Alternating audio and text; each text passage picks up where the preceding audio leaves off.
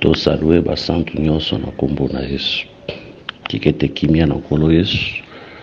Bulingo na ye ezala nkolo ya musantu nyonso oyo akolanda biso na enseignement oyo la parabole sur le vin et le vieux vin et le vin nouveau.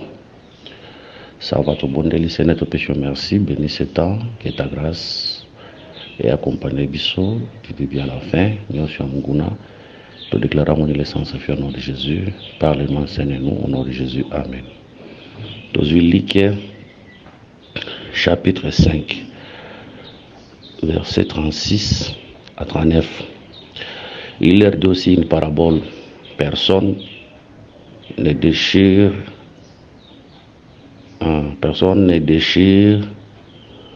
d'un habit neuf un morceau pour le mettre à un vieux habit, car il déchire l'habit neuf. Et le morceau qu'il a pris n'est pas assorti au vieux. Et personne ne met du vin nouveau dans des vieilles outres. Autrement, les vins nouveaux fait rompre les outres. Il se répand et les outres sont perdues. Mais il faut mettre le vin nouveau dans des outres neuves. Et personne, après avoir bu du vin vieux, ne veut du nouveau, car il dit le vieux est bon. Voilà. Que le Seigneur soit loué. Alors le Seigneur a opé sa parabole na verset, je crois, 36 à Bandi Koloba. Ke bakoki kosangisa elamba ya karate na elamba ya sika. Je crois parabole oyo alobeli yango ba place pe ebele, même na Matthieu pe alobeli yango le temps que Luka yango na fui, même na Matthieu pe alobeli yango alobi boye, s'il vous plaît. Awa lobi na Matthieu 9, 17, on ne met pas non plus abanine toujours verset 16. Personne ne met une pièce de drap neuf à un vieux habit, car elle comporterait une partie d'habit et la déchirure sera pire. Donc, awa lobeli drap na habit, mais na lik alobeli kaka vêtement. Donc, le Seigneur a bandi na parabole na ye azolo belanan oyo ezali abi elamba ya kala ne elamba ya sika akiti na se alobeli le vin nouveau et le vin vieux et le vin nouveau. Donc cela veut dire ezaka eloko moko elamba na vin eza eloko moko, elamba na vin eza eloko moko. Voilà. Donc à tout se perdre na interprétation parce que eloko azolobela elamba yango azolobela le vin. Voilà. Tozokende kozwa Romain parce que bazolobela il est question il y a vin oyo vieillir, vin oyo vieillir na vin nouveau. Alors, vin oyo vieillir, yangone lamba ya kala, vin nouveau, yangone lamba ya sika. Ok. Tozui Romains 7, 6. Mais maintenant, nous avons été dégagés de la loi, étant morts à cette loi sous laquelle nous étions retenus, de sorte que nous servons dans un esprit nouveau et non selon la lettre qui a vieilli. Voilà. Nous avons compris que la loi, c'est la lettre qui a vieilli. La lettre qui a vieilli, c'est la loi. Tu comprends que ce qui avait vieilli, c'est la loi. Il y a le vin vieux, c'est le vin qui a vieilli, c'est la loi. Les vêtements où il peut vieillir, c'est toujours la loi. Donc c'est pour dire qu'ici on comprend. Tokoki kotia mobeko nangolu esika mokote. tokotia mobeko na ngulu esika moko te. Même tout muso akotuna mendeni kasi toteaka la loi au témoignage. Oui, tozondima ke nzamba bandaki na mobeko po abikisa bato. Il devait marcher premièrement par la loi aye na grâce pour sauver bato. Donc nzamba po abikisa bato abandaka mbala mona grâce te. Ezaka procédure abandina na loi aye na grâce bon abikisi bato. Aujourd'hui à l'église toujours se servir na loi comme témoignage, hein? Les autres ont se servir na mobeko comme témoignage. Mais mobeko prenez na rigueur na ngote ngi zalaka kala ke moi si soka za na ba période na ye akota na kati ensemble te mibali mbele so bazo bunda moi ça eko kabola et que loboko ne simbi la partie on thèse faut ba kata e loboko. Là c'était la loi. Aujourd'hui nous interprétons ces choses là. Donc tout le monde a été mobeko na ngulu ezo sa na kata vigueur na yango te ezande ngwarate. La loi et baki na comprendre fin à la croix ezalaki remplacé par la grâce, mais mobeko etikali wana comme témoignage yango ko remarquer tango David azwaka pouvoir déjà ça il a sakufaki mais komona na mesa ya David Mephibosheth akoya kolia. Mephibosheth azalaka mwana ya nani ya Jonathan ya Saïl. Saïl représente la loi, David représente la grâce. Mais tout le monde a Mephibosheth descendant ya Saïl a mati ko la mesa zolia. Mais bien qu'à vendre na mesa moko na David makozala suna makolo te makoza ya kubukana. Donc makoleza ya kubukana. Saïl comme le sacerdoce lévitique comme la loi. Mephibosheth total s'appelle les œuvres de la loi ou soit même la loi mais ezawana pour na ko témoigner pour ezana makolote pour me ficher ça bukana makolo ezana makolote me ficher ça makolote makolo bukana. C'est pour dire que la loi ezana vigueur na yango nyonso tele na kati église zo sala tende bono ça na ombre, mais la loi est là pour rendre témoignage makambo to terre tozonga ande kuna tozonga na mobeko toziango pour te expliquer. Hein? Des choses que nous prêchons. Voilà pourquoi lorsque les apôtres prêchaient, les écrits des prophètes et les écrits des apôtres. Mais quand les apôtres prêchaient, c'est par après qu'ils écrit commis. Mais quand les apôtres prêchaient, toujours une ancienne alliance. Hein? Toujours une ancienne alliance dans la loi, ils prenaient là et ils expliquer. Mais vous remarquez que on compare maintenant, tout expliquer les vins comme la loi. Les vins vieux, c'est la loi. Draya Kalapé, c'est la loi. Les vins nouveaux, c'est la grâce. Draya Sikapé, c'est la grâce. Là, la loi, tout le monde a l'enseignement. Tu comprends l'enseignement. C'est pour dire que des prédications, des prédications, des prédications.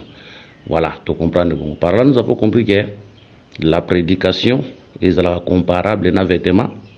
La prédication est comparable à un vin. La Bible dit que le vin réjouit le corps.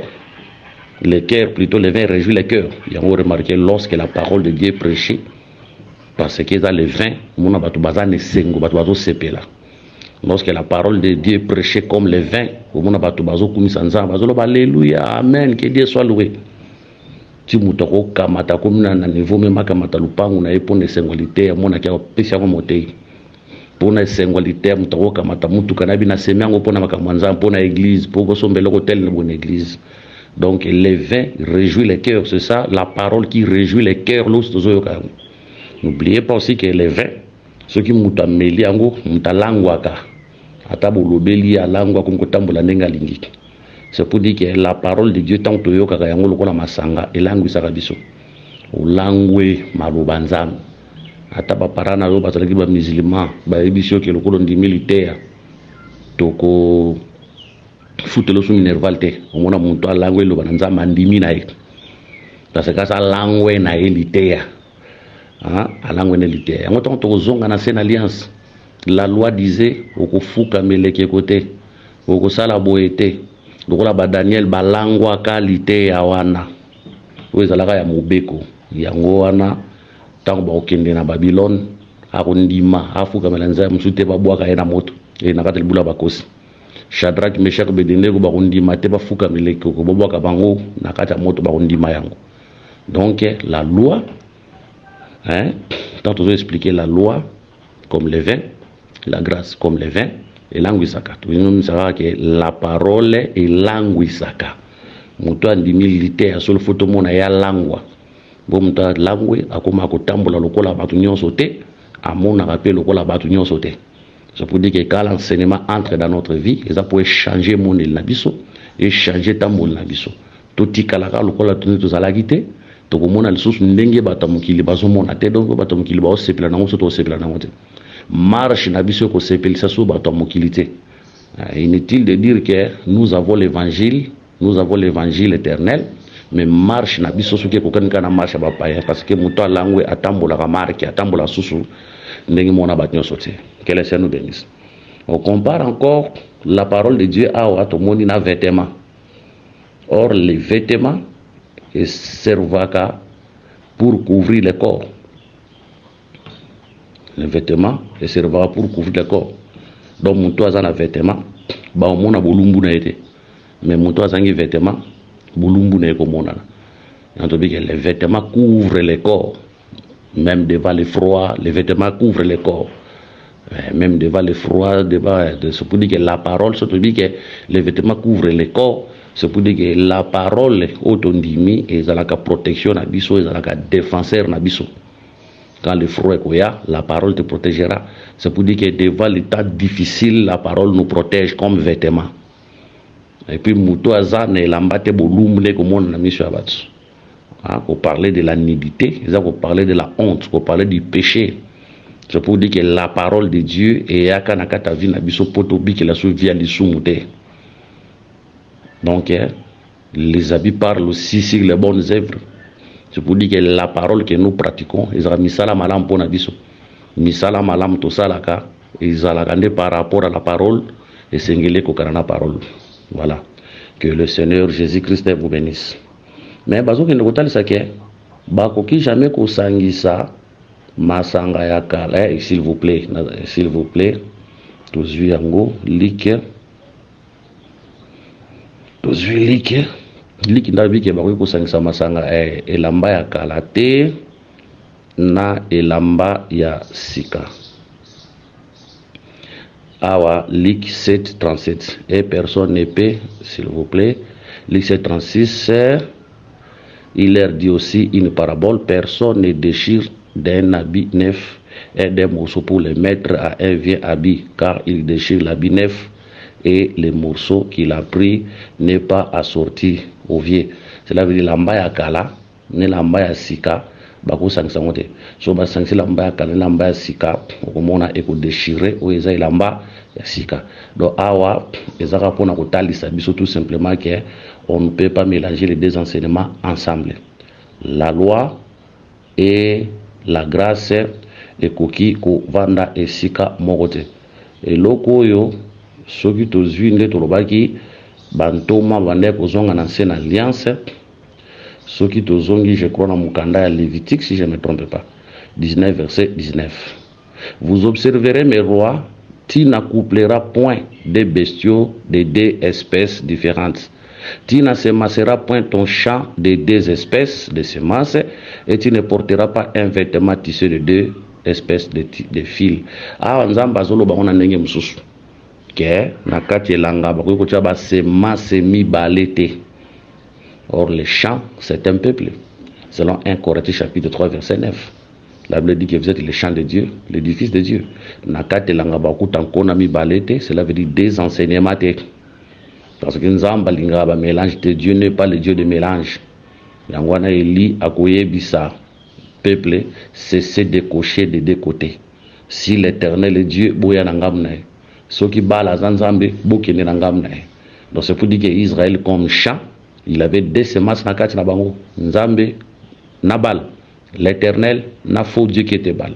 Donc ici on comprend que le champ comme l'église comme le peuple de Dieu, deux semences, c'est l'enseignement de la loi et de la grâce où tu sika mon côté tu expliquer déjà na débit na kitisu na sepona robake mutu jama ko kolata e lamba salami na batisimi bale to total sipe lamba lokola litea total sipe lamba lokola litea total c'est lambalo ko la litea we salam na batisimi balé et ko pasuka ndenge ba nzamba total c'est yango kuna donc la tujeze iloko moko des ici na des semences ezaka iloko moko donc litea mobeko ezana lelo susuna esika te l'église vigueur na ngwese sila ne kulus mais ezawana pour y rendre témoignage. Voilà. Mais dans verset 37, à l'objet, et personne ne met du vin nouveau dans de vieilles outres. Autrement, le vin nouveau fait rompre les outres. Il se répand et les outres sont perdues. Mais il faut mettre le vin nouveau dans des outres neuves. Nasuka bi, et personne après avoir bu du vieux nevé du nouveau, car il dit le vieux est bon. Voilà. Abalobi ke mutoka matasoka zu masanga ya sika. S'il vous plaît, babi, et personne ne peut, balobi, et personne ne met du vin nouveau dans de vieilles outres. Voilà, outres, manaki kozala, wana faut kozonga so consulter la dictionnaire. Outres, ezala ki ba biloko bandai kosala kona ba poso ya banyama.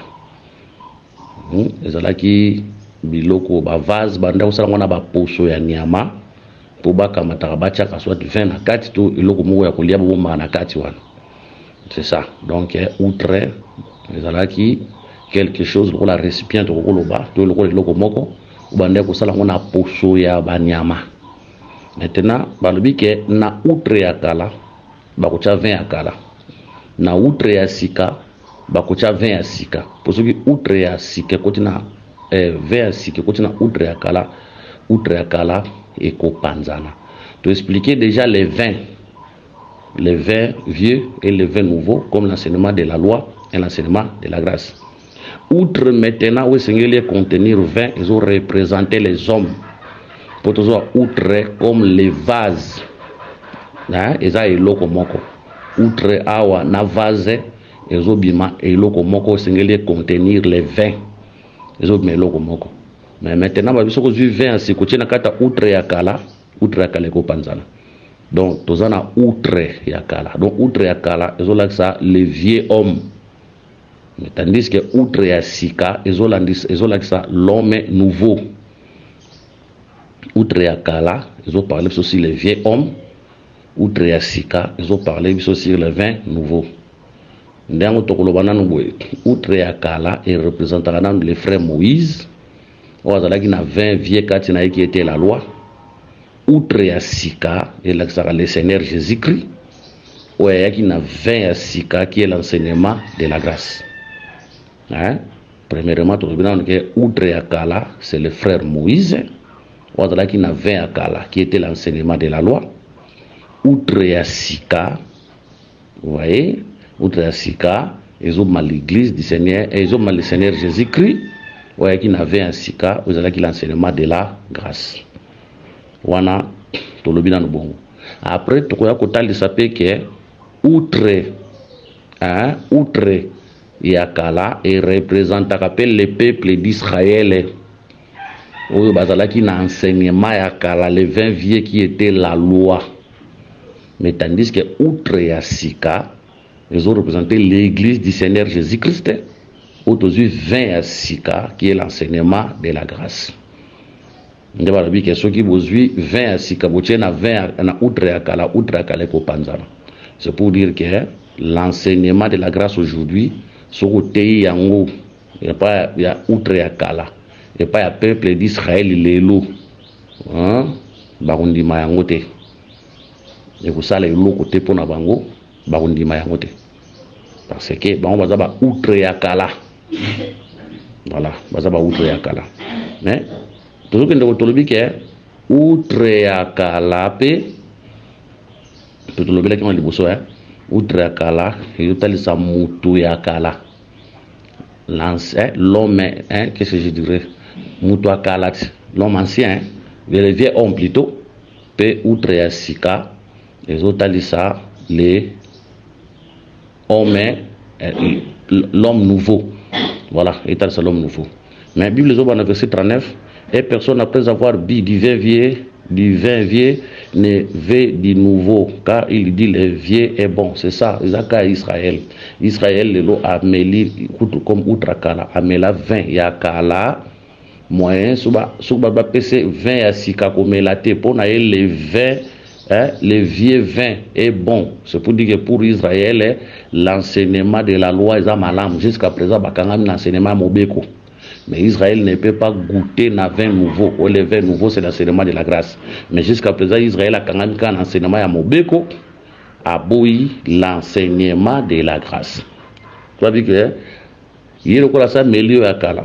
À Koboya, ma vieille personne, après avoir bu du vin vieux, ne veut du nouveau, car il dit le vieux est bon. Le Kola Yasa Mélane Masanga Yakala, qui est l'enseignement de la loi. Il y a un temps Christ qui bango on dit maete. Tant Christ estalité qui nango bango on dit maete. Bango si bakangamaki na mobeko. Batikala ki na mobeko. Il y a un moyen besoin enseignement ya sika ou le Seigneur a yaki na yango exact. Voilà, que le Seigneur nous bénisse. Tokolo baboué. Nous devons marcher dans la nouveauté de vie, afin que le Seigneur nous bénisse. Mais ce que tu as dans la vie à Kala, et que vous allez passer pour tous les bilans comme Soussou, que vous n'êtes pas en Zambie. Oui, Dieu nous a donné la vie éternelle. Mais aussi, on a surtout dans la vie éternelle. C'est tout dans la marche à Sika. Tout dans la nouveauté de vie. C'est alors que le Seigneur nous bénira. Ndako pesa biso makambu ya Sika.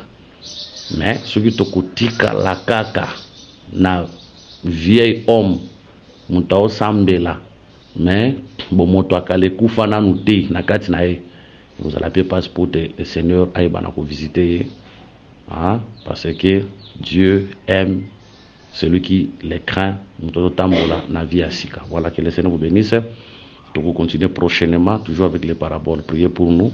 Bah coordonner ces alliés plus 243 84 22 64 114 plus 243 99 88 77 333. Paix en Christ. Tokutani prochainement na continuité enseignement na biso sur les paraboles.